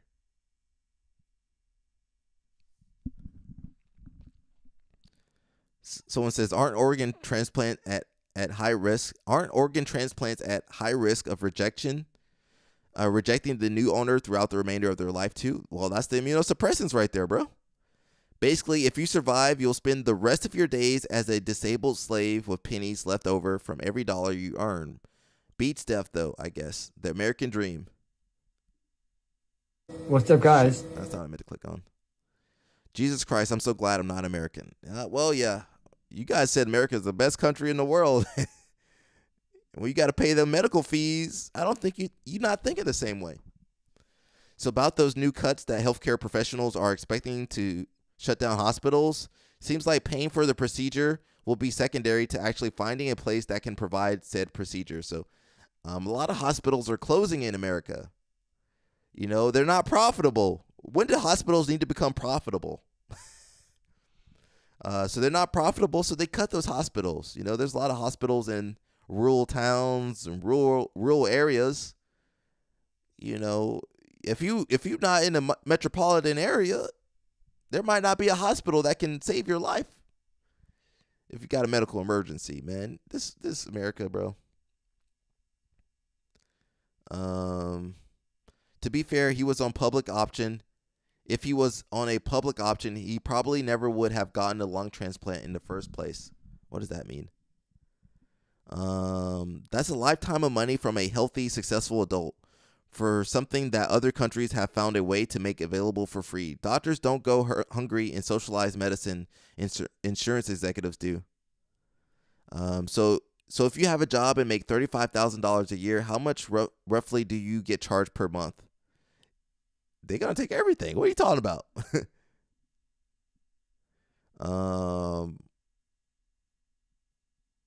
Well, you can't pay that. That's it. See ya. Go ahead and unplug me, guys. It says wrong. If you can't demonstrate that you can pay it back, you will be denied. Thousands of people in the U.S. die every year because they don't have insurance or they are denied a life-saving operation. So someone says that's not true, or at least not entirely true. Yeah. Okay. You will never be denied a life-saving operation / procedure in the U.S. because of insurance. However, a life-saving procedure is defined as something that would actively stop a person from dying in an emergency situation. What they can deny are non-emergency procedures. Is having a lung a non-emergency procedure? That could lead to death if not dealt with. So in this case, they couldn't let someone who needed a lung transplant just die. They'd legally have to keep them in a respirator. Thank you. So they would keep me alive. They would keep me alive, but they wouldn't give me the lungs to live. Thank you. Go ahead and unplug me, guys. But they might still be denied a lung transplant if they couldn't afford it. I mean, who can afford a lung transplant? It's $1 million. Let's just say $5 million for that lung transplant. All right, Alec, you can't pay it. You done, bro. We'll keep you on that respirator, but we're going to keep charging you, even though we know you can't pay for it. So welcome to America. Note that transplants specifically have a lot of conditions you need to meet if you want one. Payment is just a small part. This is because the scarcity of viable organs is also far from a U.S. only issue. You die. Yep, in debt. If they're middle class, upper middle class and above, they'd have insurance to cover it. Obviously, most UFC fighters aren't in that tax bracket. He had insurance. The insurance provider denied his claim, as they always try to do. The system is fundamentally broken. It's not broken. It's working exactly how they designed it, to milk every cent out of you and then deny you without penalty if they don't feel like paying it. This goes for every form of insurance in modern America. Insurance in general is a complete leech on society. Insurance isn't just a magic wand that covers everything. There's a policy statement that outlines coverage. Who's reading the outline? That must be a robot. Who's reading that whole outline of coverage? That three page of coverage. You need ChatGPT to go through that. And you agree to those terms when you start paying the premiums. In all likelihood, this isn't a situation where the insurance company denied a claim but told him his plan doesn't have coverage for the procedure, which are different things. Yo, that ain't no real person, bro. Pretty much either die or get medical debt. It's really sad how crappy this healthcare system is here.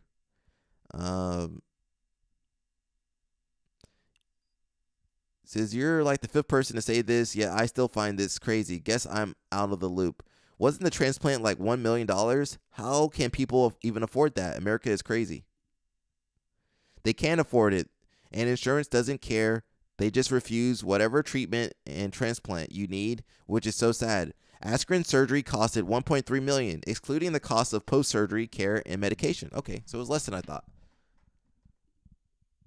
Jesus Christ. So even if you do survive, you are you really surviving? You're going to be in debt forever. Unless you're Ben Askren and you got access to rich friends. And, you know, Ben Askren's a pretty famous person. He going through it. If it was me, that would be it. I couldn't get a ham sandwich. Dang, that would be it for me, bro.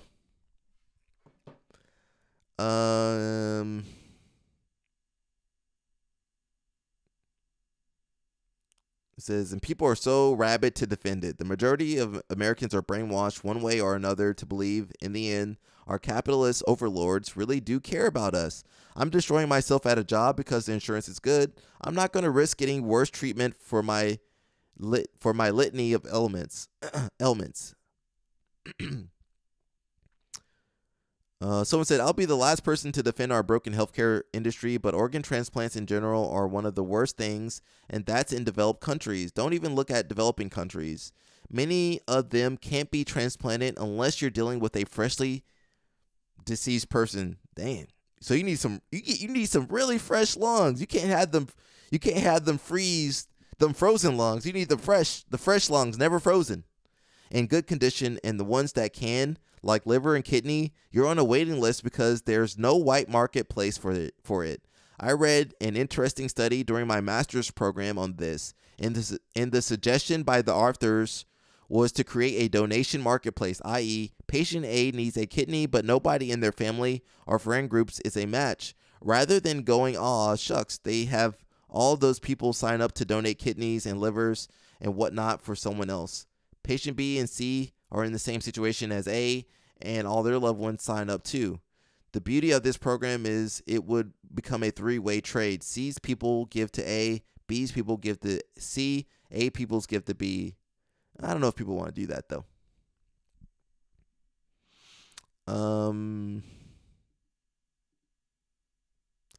This country crazy, bro. Health insurance is a scam. It's awful the way they treated this man. Stop voting for people who are against universal health care. I know why we'll never get universal health care. I know the reason, but I can't say it on here. So you know, keep Ben Askren in your prayers. Keep Randy Couture in your prayers. Keep Big Rob in your prayers, guys. Someone said they found footage of Moneyberg rolling.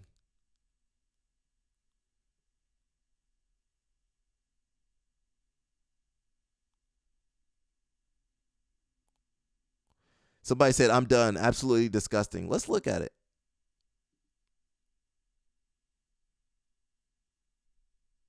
Can I play the music? I feel like I can't.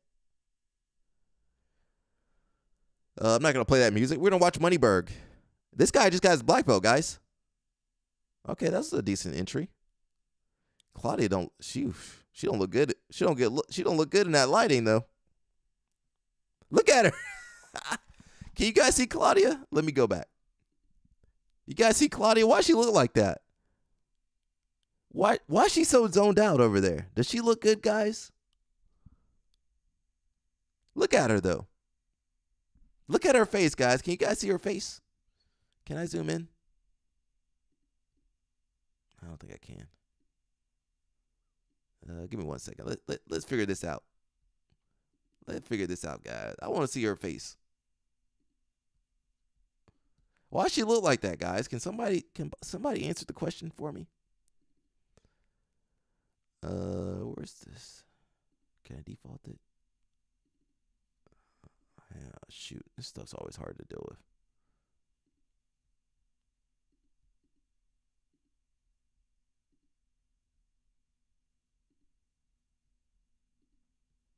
I don't know how to edit this. Where did I? Oh, I get it. No. I don't know what I did. Just look at her face, guys. She looked like she's a hostage. Man. Let's see. They got some more stuff for us to watch. Let's see.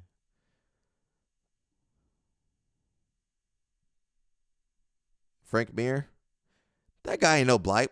Frank Mir. I don't know if Frank Mir's a black belt, but look at Moneyberg. His weight not in the right place at all. Moneyberg. I like saying that name. He don't look like he conditioned. You know, he don't look like nothing's really engaged right. I'm nitpicking. All right, Frank Mir ain't a black belt either.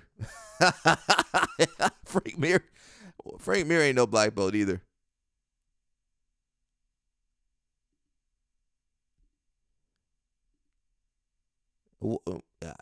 I better stop. I don't want Frank Mir coming after me. He might send his daughter after me. I could take his daughter though. I could take his daughter. Here's Gordon Ryan and Hoy's teaching a basic omoplata. Let's see. I am not impressed at all.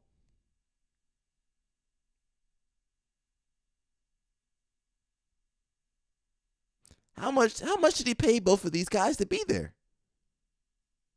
This guy's a black belt. He messed up the toe hold. That guy's a black belt. Where are my dudes to defend this? Where's Mikey at to defend this, huh? Mikey, where you at, bro? Mikey, this guy know more than everybody. I might clip this later. Guys. Where Mikey at to defend this guy? Mikey vouched for his black belt. All right, Mikey, I'm watching you. This guy's a black belt, Mikey. He knows more than 95% of everybody. That's your friend, Mikey? I mean, just because if he was your friend, you would tell him, hey, bro, you suck. You don't deserve a black belt. Look, Mikey. Where's Mikey at? I'm looking for Mikey. Mikey, where you at, bro? That guy knows more than all the black belts. All right, I might clip this, guys. I might put this on the clip. I'm sorry. I might have to put that. I might have to do Mikey dirty, guys. I'm sorry. I know you guys love Mikey. I might have to do him dirty today. Mikey, you want to come after me, bro? Let's do it. We'll do a match. I can at least last longer than Harrison, who had 2 weeks of no-gi. I think I can last a little bit longer. Maybe not. I don't know. I'll definitely tap out if you start grabbing my foot. It says, since this is getting traction, I wanted to point out that in the Danaher-Gordon video, he specifically mentions Jake Shields as his coach. Anyone know who actually is taking responsibility by claiming this guy as their black belt? I had some people coming in my comments. I'm not going to name any names, but they're coming at me in the comments. They're saying, I don't know what they were saying. I don't care what they were saying. Listen, that guy ain't no black belt. I don't care who you are. Nobody can defend that black belt. It says if Gordon, a guy who is verifiably making 7 figures a year from just instructional sales and sponsorships, is willing to go on Derek's social media and wear Derek's shirt, etc., you have to assume Derek is throwing a lot of money at these guys to associate with him. It says for 2 hours, he might pay Gordon $5,000, but then he is supposed to get that money back from people signing up on his dumb courses. Says, why is it that every con artist, internet influencer guy has a face and head that looks like a literal thumb? Says he looks like how a fat, unathletic guy, middle-aged guy would roll. And maybe that's how a prodigy that rivals the like of BJ Penn and Kyle Terra, that's how they roll. He used to be a pickup artist and actually sold courses. This is crazy, bro. Ooh, can we see this? It says Jake Shield, Craig Jones. We are trying to think of someone who makes sense. Sean Strickland was talking crap, and that is a match that would be interesting. Remember, he's 46 and a new black belt, so putting him against you makes no sense. Jake Shields, he ain't no black belt, bro. I don't care if you like Jake Shields. Jake Shields wrong. Jake Shields, bro, you messed up, Jake Shields. I don't care if Jake Shields want to have a match. I think I can take Jake Shields. I think I could take Jake Shields. I think I could take everybody. Maybe I'm delusional too, though.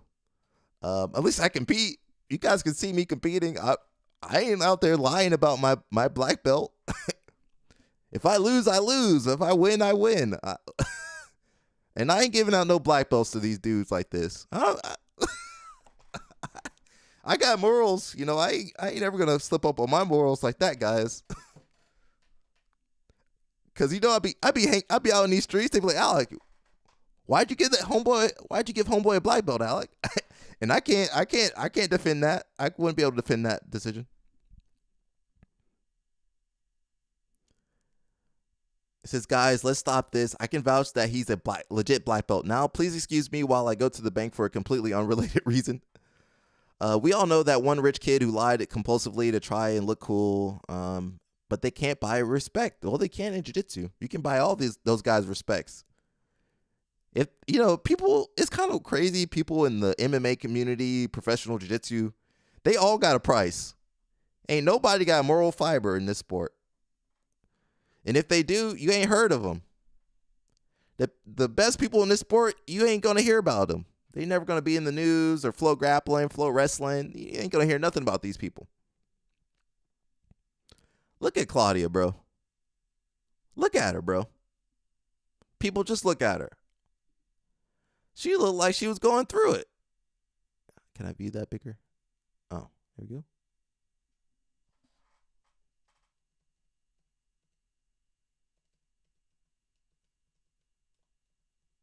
Wait a second.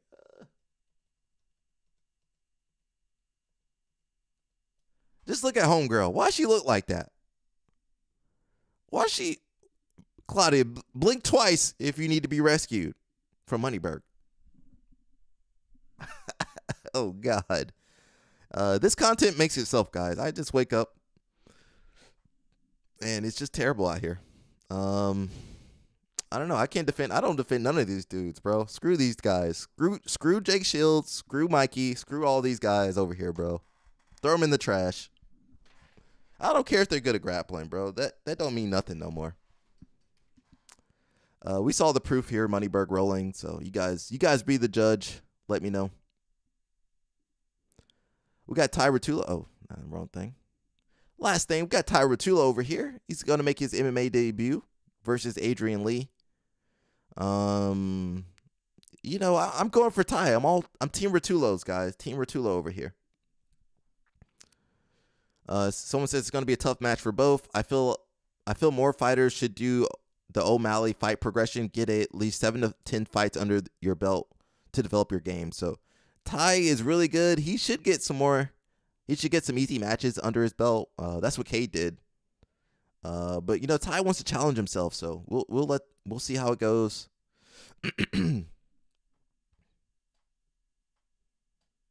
I think Ty definitely got the skill. I don't know what's Adrian Lee's record.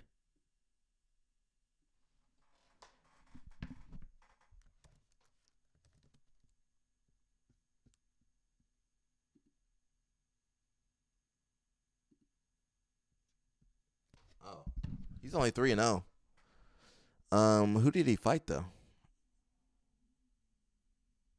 He's a little bit younger than Ty. He fought Takaharu Ogawa. He won by anaconda choke. And then he had rear naked choke. Oh, he's a grappler. Oh, he's going to get crushed. Unless his striking is good. And he just started fighting last year, so it's not the worst matchup. So we'll see. And Ty, this is his first match too. So I know he's been training with Eric Paulson. Is that the catch wrestling guy? Let's look on YouTube real fast if we got anything real quick. And I think that's it for today, man. This is pretty chill. Pretty chill episode. You know, we ain't got everything. We ain't got a lot of stuff to cover today. You got the path to who's number one. I don't know if I can play that. You got music. On July 20, number one, the grind. 2020, you know her. She's. I got it. The stakes are good. Who was that getting choked out? Oh my, Alex, was that you, Alex? Oh no, she got my girl Alex.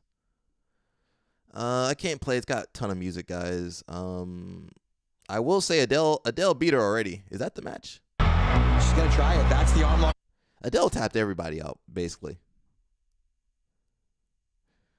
She beat Jasmine Hosha before. She's probably gonna beat her again, to be honest. We'll see what happens.